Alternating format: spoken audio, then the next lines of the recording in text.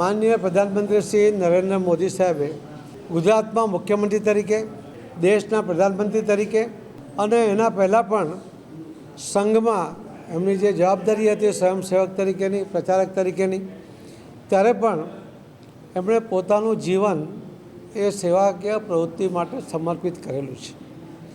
વિકાસના કામો એ લોકહિતના જ કામો હોય, સામાન્ય માણસને પણ એની વ્યવસ્થા મળે એના માટેના વિચાર સાથે જ એમણે અલગ અલગ યોજનાઓ પણ બનાવી છે.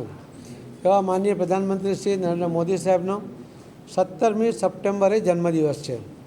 અમે 17મી સપ્ટેમ્બરે મોદી સાહેબના જન્મદિવસથી 2 ઓક્ટોબર પૂજ્ય મહાત્મા ગાંધીજી અને લાલ બહાદુર શાસ્ત્રીજી એ બંનેની પણ જન્મજયંતિ છે.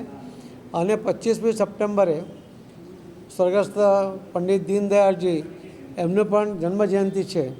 તો આ 15 દિવસ અને ગુજરાતમાં અમે દિવાળી સુધી પાર્ટી તરફથી સતત સેવાકીય પ્રવૃત્તિઓ કરવાના છે. એક વ્યક્તિ, એક નેતા કે જે પોતાના જન્મદિવસ નિમિત્તે કોઈ જલસા કરવાને બદલે એમાં પણ સેવાકીય પ્રવૃત્તિ કરે, રક્તદાન થાય, અલગ અલગ કાર્યક્રમો થાય, એના માટે એ પ્રયત્ન કરતા હોય છે અને સફળતાપૂર્વક આજે સવારે જ જે કાર્યક્રમ શરૂ થયા એમાં અમે લગભગ 75 જેટલા દિવ્યાંગ ભાઈ બહેનોને એક સંસ્થા તરફથી એમાં અમને સાયકલો આપવામાં આવી. 500 જેટલો રક્તદાનમાં બ્લડ મળ્યું, યુનિટ ભેગા થયા, અનેક પ્રવૃત્તિ થઈ.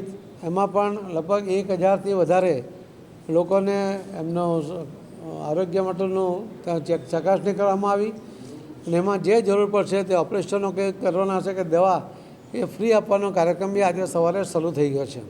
આવા અનેક કાર્યક્રમો ગુજરાતમાં અને દેશમાં થઈ રહ્યા છે. અને એવા વ્યક્તિ આપણે જોઈએ છીએ ને કે ઘણા બધા લોકોનો એમાંથી આપણે પ્રેરણા લેતા હોઈએ છીએ. માનનીય પ્રધાનમંત્રી શ્રી નરેન્દ્ર મોદી સાહેબના જીવનમાંથી દેશ અને દુનિયામાં એમાં પ્રેરણા એમનામાંથી લેવામાં આવે છે. અને એટલે એમનું જીવન કેવું છે અને જીવનના મહત્ત્વના પાસાઓને તાદશ્ય કરી શકાય એના માટેનું એક નાટક, એક કાર્યક્રમ એ આજે નમો ઉત્સવ તરીકે આપણે રાજકોટમાં ભજવવા જઈ રહ્યા છે.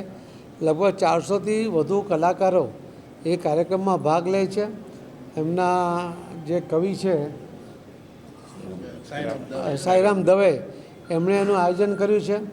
અમારા રાજ્ય કક્ષાના ગૃહમંત્રી શ્રી હર્ષભાઈ સંઘવી એમાં એમને મદદરૂપ થયા છે.